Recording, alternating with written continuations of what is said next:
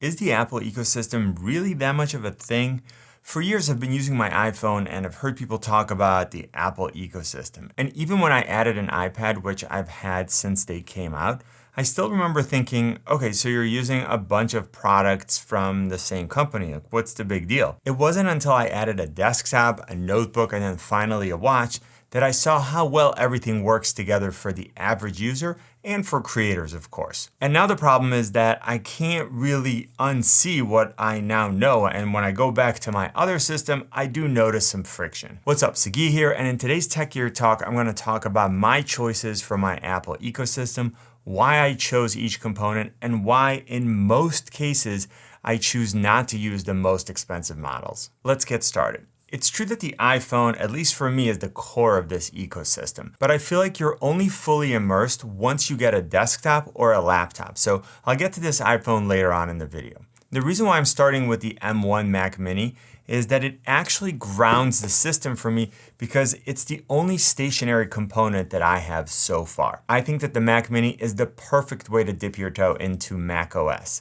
If you're coming from a Windows desktop, then you already have a monitor, a keyboard, and a mouse. So for $699, you can get an extremely powerful desktop with a small form factor. I added a USB-C hub to mine so I can expand the functionality and get additional ports. I've had it set up as a single and dual monitor setup, and even with 8 gigabytes of unified RAM and 256 gigabytes of SSD storage, this computer will work great for the average user. I definitely recommend adding an external SSD, which is a lot cheaper than maxing out the internal storage.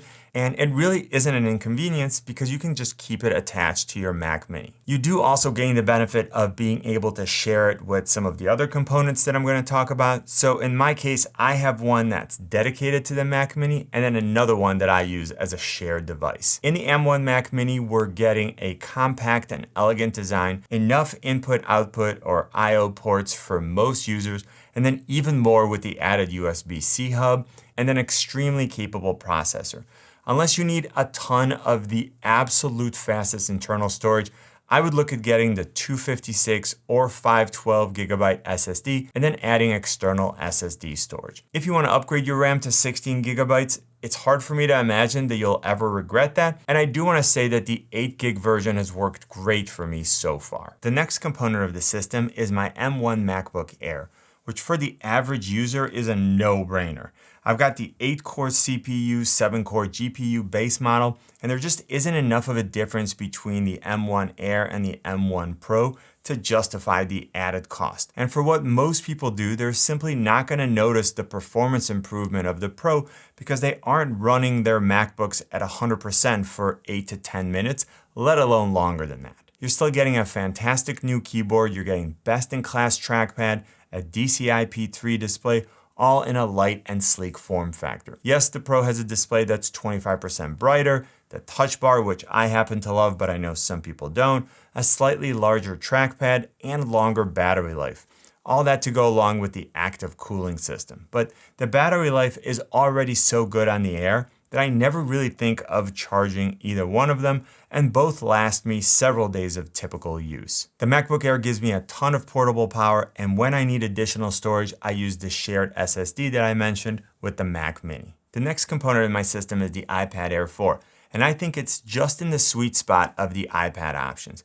I'm getting a newer chip than the 2020 iPad Pro with a similar form factor, smaller bezels, a USB-C port for increased connectivity with accessories and for faster charging, a smart connector, Apple Pencil 2 compatibility with wireless pairing and charging, a great set of speakers, and the upgraded Touch ID functionality on the power button. For most of what I do, I don't need the 12.9-inch iPad Pro, and the smaller 10.9-inch display on the Air 4 is beautiful and portable. Just like the iPad Pro, it's a fully laminated display, so the experience of viewing content and using the second generation Apple Pencil is excellent. And really the only meaningful difference in terms of displays is that the iPad Pro has a faster maximum refresh rate at 120 Hz, and it's 20% brighter. So while I do appreciate the better speaker system and a larger display on the iPad Pro, I think the better fit for what most average users need is the Air 4. If you're still watching and you're enjoying this video, give it a thumbs up. It's incredibly helpful and it lets me know what kind of content you like so that I can make more of it.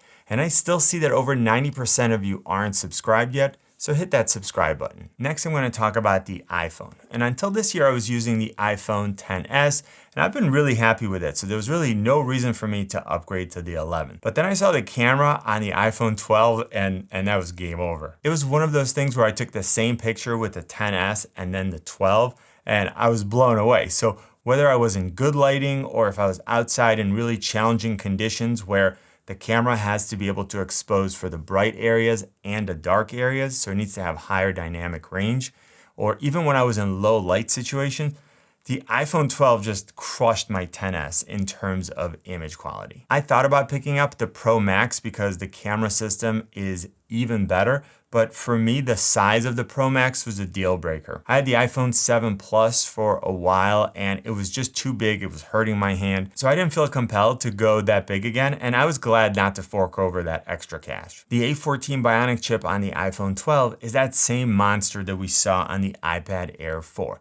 Makes the phone responsive and extremely capable. Now, I don't do a lot of video editing on my iPhone other than for testing purposes, but it handled 4K footage with no problems. So all around, I really like this new squared off design, again, same as the iPad Air 4. I like it much better than the rounded design of the XS. I think it's cleaner, it's more comfortable to hold, and it's less slippery. I know that the average user is not going to upgrade their phone every year, and for me, moving from the XS to the 12 was a meaningful enough difference to justify the added cost. Now next, we're going to talk about the Apple Watch, and I opted for the Series 6. I like the brighter display, the fact that it's an always on display, so I don't have to wait for it to wake up before I see the time. I got the GPS Plus cellular model so I can leave my iPhone at home when I go biking or take the dogs for a walk, and then I can stay connected. And I love all the new colors and band options. I might actually give this one to Christy and then get the red one because that red band is awesome. But I really wish they actually made that red and black instead of red and blue because I think it would match the watch better, but I don't know, it still looks pretty cool with the red and blue. And let me know in the comment section, red and black or red and blue. Now the new Series 6 is faster than the Series 5 by about 20%. It's not a mind-blowing difference, but when you look at boot up times, switching between apps, and just the overall responsiveness of the watch, any boost in performance is appreciated. I wouldn't tell you to upgrade from the Series 5 to the Series 6 just for speed, but you won't hate having a more capable processor. I also have the blood oxygen sensor, which Apple really highlighted in all their marketing. Is it something that I think I need? Not really. It's not FDA approved and it's a bit of a novelty, but with the added benefits I already mentioned and the 3rd generation optical heart sensor, I'll consider it a bonus. Looking at all the devices that I mentioned, this is probably the biggest splurge, which is why it was the one that I upgraded last. A big reason for this upgrade was my previous one didn't have cell service, so I always had to have the phone with me. And now I just love having that flexibility of being able to leave my iPhone behind. Now, staying on the topic of being portable and connected, I have to include the AirPods. And I have both the original ones and the AirPods Pro. I go back and forth in them because I like different things about each model. The AirPods Pro are clearly better in terms of audio quality. The actual sound is deeper and fuller. We also have ANC or active noise cancellation, which further isolates you from ambient noises. Basically, it uses a microphone to listen to what's going on outside of your ear, and then it tries to eliminate that unwanted noise with what they call anti-noise. And it makes something like 200 adjustments per second, which is kind of bananas. And then we have transparency mode, which you can activate by holding the force sensor, and this lets in the outside noise so that you're more aware of your surroundings. That's good to do when you're riding your bike or running. Again, I don't really like to block out all the external noise. Now, these also have a wireless charging case and smaller stems, so essentially they're better in every way except for that the original AirPods are more comfortable for me to wear. And since I have them in my ears pretty much all day, I mostly use the original and almost don't notice that I have them in my ear. So this is the dilemma that I have. The originals are more comfortable for me, but the Pros are clearly better in terms of just sound quality and features. This whole ecosystem works together seamlessly. So using my AirPods with my iPhone, my iPad Air 4, my MacBook, and the Mac Mini is super easy and really convenient. Sharing files using AirDrop pretty much ruined my life for when I'm not using a Mac. My main workstation is a Windows machine, and when I just want to do something like share a picture with a group of friends, I have to start doing that dance of like PC to Dropbox, Dropbox to iPhone photo library, and then I can finally text it out. Is it the end of the world? No, but when I'm used to just being able to AirDrop from device to device, I feel like it slows down my workflow. Now, being able to copy link or text from my iPhone and then paste it on my MacBook just blew my mind. And I have to give props to my dude Terry Warfield for showing me that. We were on a call talking about a video, and I had a link on my phone of a video that I wanted to watch on my MacBook. And so he goes, dude, so you mean to tell me you got all of these Apple devices and you didn't know that all you had to do was press copy link on your iPhone and that it will paste that link across all your Apple devices, so then you can just press paste on your MacBook and boom, there's your link? And I was like, wait, what?